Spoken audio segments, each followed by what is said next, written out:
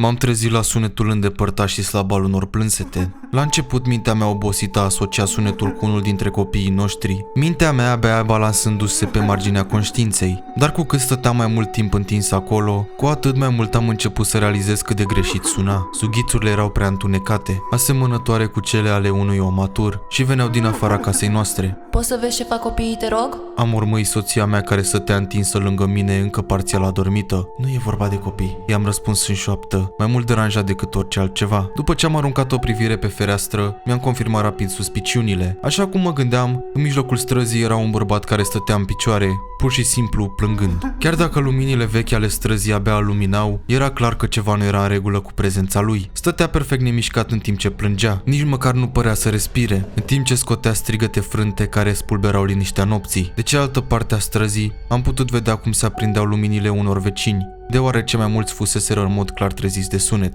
Taci de gură! A strigat un bărbat din capătul străzii, dar nu a primit niciun răspuns. Deși primul meu instinct a fost să verific dacă avea nevoie de ajutor, ceva legat de înfățișarea lui m-a blocat pe loc, înghețat de frică și lăsându-mă incapabil să-mi planific în mod logic următoarea mișcare. Era înalt, doar cu câteva șuvițe de păr cărunt ieșind din capul său. Era cu fața spre mine, dar din cauza condițiilor slabe de iluminare, nu puteam să-i văd clar fața. Trecuse aproximativ o jumătate de oră, până când mi-am dat seama că nu mă mișcasem niciun centimetru. Rămăsesem transpus și m-am eliberat doar după ce soția mea s-a trezit complet și m-a întrebat ce fac. Eu nu știu, m-am bâlbâit. E un bărbat care stă pe stradă, cred că are nevoie de ajutor. Ioana mi s-a alăturat lângă fereastră. Chiar și în întuneric îmi dădeam seama că fața ei devenise complet palidă la simpla observație a bărbatului. Ce s-a întâmplat? Am întrebat. Că sună la poliție, nu ieși afară. A spus ea cu o voce tremurândă. De ce? Ce ai văzut? Nu știu, nu ieși afară, te rog. A implorat ea. Am apucat-o de mână și am tras-o ușor de lângă fereastră. Ceva în legătură cu bărbatul acela ne pusese pe amândoi într-o stare de panică incontestabilă, dar în afară de privirea lui tulburătoare, nu exista un motiv explicabil pentru frica pe care o simțeam. Ioana, du-te să vezi ce fac copiii, eu voi suna la poliție, bine? Pe jumătate am ordonat, jumătate întrebat. Ea a dat din cap și a alergat pe hol spre camera copiilor noștri. În timp ce formam numărul de urgență, mă întrebam ce aș putea spune pentru a dovedi amenințarea unui om aparent inofensiv, care stătea nemișcat și plângea. Totuși, rămas fără alte opțiuni, am apelat la poliție.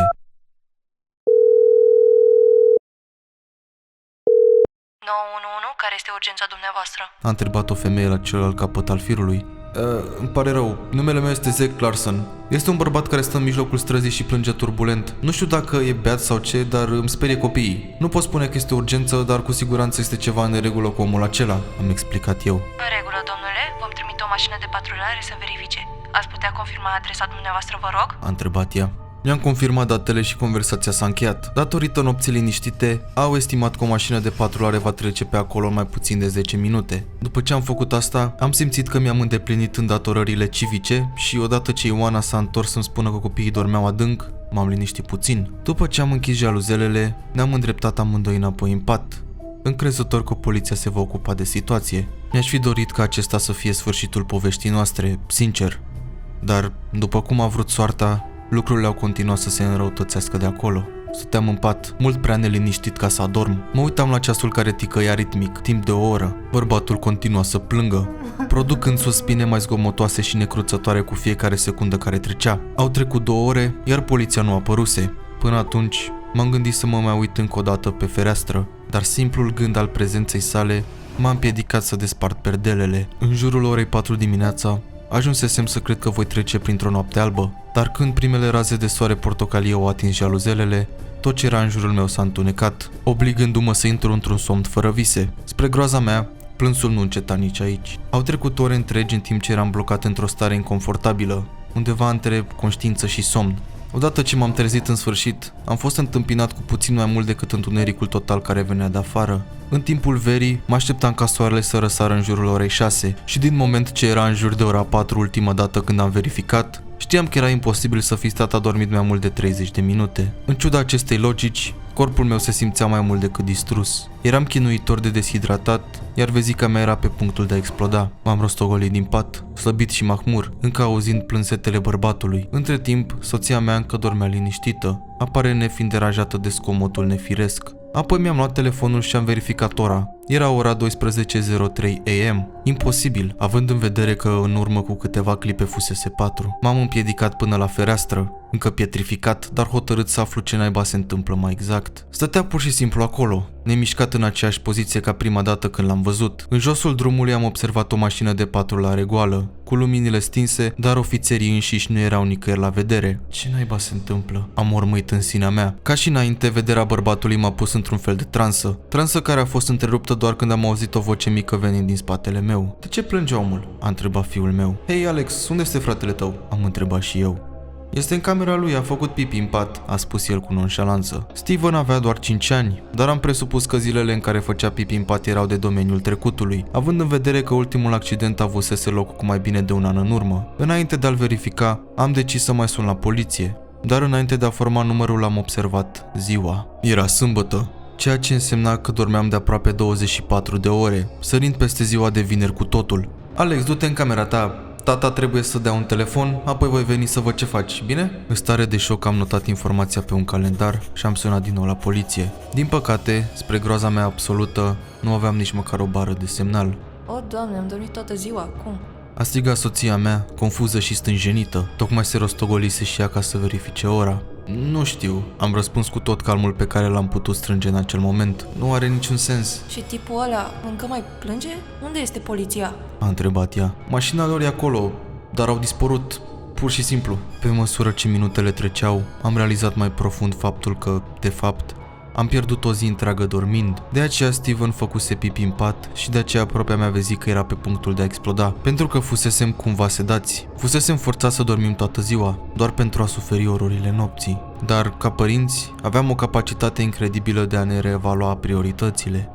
Indiferent de situație, ne ocupăm mai întâi de copiii noștri. Ne-am îndreptat spre patul lui Steven pentru a-l curăța, în timp ce încercam să găsesc o strategie de scăpare. Am încercat fiecare telefon, apelând fără speranță la ajutor. Când telefoanele nu s-au prezentat ca fi o variantă, am încercat internetul, ceea ce s-a dovedit a fi la fel de inutil. Încearcă televizorul. A sugerat în cele din urmă Ioana. După ce am pornit vechiul aparat, am fost întâmpinați cu puțin mai mult decât o mizerie statică. Era un ecran static amestecat cu imagini abia inteligibile, pe baza căreia am putut ghici. Imaginea arăta conturul unui bărbat care stătea în fața camerei, suprapusă doar de un singur rând de text pe care scria: "Vino afară." Cum de face asta? A întrebat panicată Ioana. Nu știu, dar sunt destul de sigur că a ieși afară este o idee a naibii de proastă. Am scăpat, uitând că momentan erau copiii prin preajmă. Îmi pare rău, nu am vrut să o spun în felul ăsta. Ioana și cu mine ne-am îndreptat spre fereastră, ordonându-le copiilor să stea departe. De cealaltă parte a străzii, unul dintre vecinii noștri s-a împiedicat, aparent dezorientat.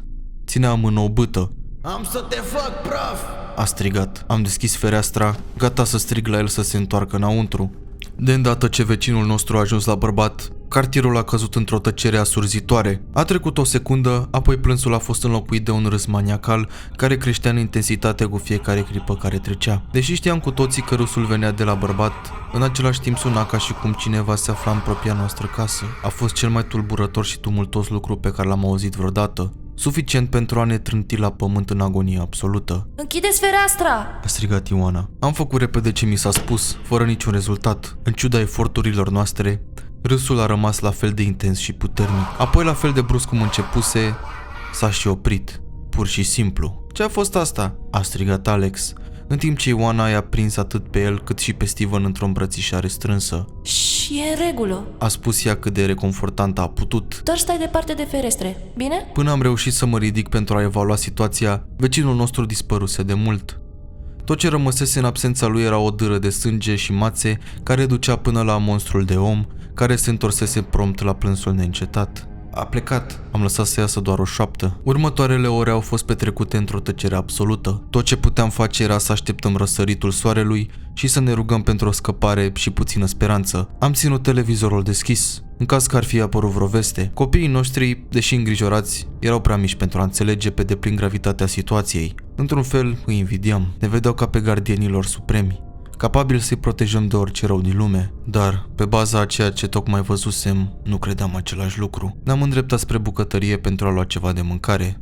numărând fiecare minut până la lumina zilei. Dar când am observat prima rază portocalie apărând la orizont, am simțit din nou cum picioarele îmi cedează. În mai puțin de o secundă întunericul m-a învăluit și am căzut inconștient pe podea, iar ne-am trezit în noaptea următoare, în jurul miezului nopții, ceea ce înseamnă că a mai trecut o zi. Dar de data aceea nu mai aveam telefoane sau computere care să ne spună data, deoarece bateriile se descărcaseră de mult. Tot ce aveam erau câteva ceasuri de mână care să ne indice ora. Cu toate acestea, plânsul persista. Deveniseră din ce în ce mai puternice de când vecinul nostru fusese ucis. Dar, în ciuda chemărilor evidente de ajutor, nu era nici măcar o urmă de tristețe descrisă în plânsetele lui false. Cu cât ascultam mai mult, cu atât credeam mai puțin că chestia aceea este om. Hai să aprindem luminile, chestia aia mă sperie de moarte. A spus Ioana. Am apăsat pe întrerupător, dar nu s-a întâmplat nimic. După ce am verificat zadarnic toate sursele de energie din casă, inclusiv circuitele, mi-am dat seama că întregul cartier rămăsese în întuneric. Atunci soția mea a pus o întrebare care mi-a lăsat orice fărâmă de speranță rămasă să mă părăsească cu totul. De ce n-au venit să ne ajute? A întrebat ea. Nu aveam niciun răspuns bun și nici nu puteam să adun cuvinte credibile de alinare. Tot ce puteam face era să încerc tot ce-mi stătea în putință pentru a-mi proteja familia de amenințarea oribilă care plana asupra cartierului, până când eu însă mi-am cedat în cele din urmă în fața ei. În acea noapte am văzut alți 3 vecini ieșind din casele lor, în încercări zadarnice de a-l confrunta pe bărbat. De fiecare dată, acel râs bolnăvicios răsuna în aer și încă un prieten murea. Nici măcar nu s-au împotrivit morților. Pur și simplu au pășit fără să arate vreo urmă de emoție, întâmpinându-și de bunăvoie moartea agonizantă. Abia în a 3-a noapte am început să înțeleg de ce oamenii ieșeau afară. Fusesem forțați să dormim la lumina zilei, pentru ca în timpul nopții să rămânem fără nicio sursă de lumină. Neavând altceva de făcut, nu puteam decât să ascultăm plânsul omului. Sughițurile lui, care începuseră ca niște zgomote menite să inducă panică, deveniseră cumva simpatice. Emoția semăna cu o versiune întortocheată a sindromului Stockholm. Îmi doream cu disperare să ies, dar nu puteam să-mi las familia în urmă. Poate chiar are nevoie de ajutor. A sugerat Ioana. Cred că e timpul să ieșim afară. Cuvintele erau atât de lipsite de emoție, monotone și reci. S-a ridicat în picioare ca să plece, dar am prins-o înainte să se apropie de ușă. Șocul a părut să o readucă la realitate pentru scurt timp. Gândește-te la copii, am implorat-o. Au nevoie de noi. Cuvintele mele au părut să o scoată din transă temporar. Știu. Nici măcar nu înțeleg la ce mă gândeam. N-am fost eu însă. S-a plâns ea. Dar scurta ei luciditate nu avea să dureze, pentru că, în timp ce strângeam resturile din seara precedentă, am auzit ușa de la intrare descuindu-se. Copiii adormiseră deja, iar eu știam că urma să le urmez exemplul. Cu toate astea, m-am grăbit spre ei, doar pentru a-mi vedea soția pregătindu-se să plece. Îmi pare rău. Au fost ultimele cuvinte pe care mi le-a spus, înainte de a ieși din casă. Întunericul mi-a acoperit ochii înainte de a reuși să reacționez în vreun fel. Râsul dezgustător ar fi fost singurul sunet care m-ar fi însoțit în timp ce cădeam într-un somn forțat. Când m-am trezit, Ioana dispăruse. Singura urmă a existenței ei era o târă de sânge coagulat care strălucea în lumina felinarelor, conducând până la bărbat. Nici măcar n-a fost nevoie să o strig, ceea ce ne aduce la momentul de față. Au trecut 4 zile de când bărbatul plângăcios a apărut pentru prima dată pe strada noastră. Avem destulă mâncare pentru încă o săptămână, dar mă tem că vom dispărea cu mult înainte de asta. Am văzut cum majoritatea vecinilor mei și-au găsit sfârșitul, iar singurele lucruri care mă împiedică să le urmez exemplul sunt copiii mei. Dar și ei și-au exprimat dorința de a ieși afară și nu știu cât timp îi mai pot ține în siguranță. Documentez acest lucru ca ultimele mele cuvinte înainte de a părăsi această lume. Am folosit o baterie externă aproape goală pentru a scrie acest mesaj. Nu prea am semnal, dar sper că va ajunge cumva la destinație. Oamenii trebuie să știe ce s-a întâmplat aici. Dacă citiți acest mesaj, vă rog trimiteți ajutor. Nu știu cât timp mai pot rezista strigătelor.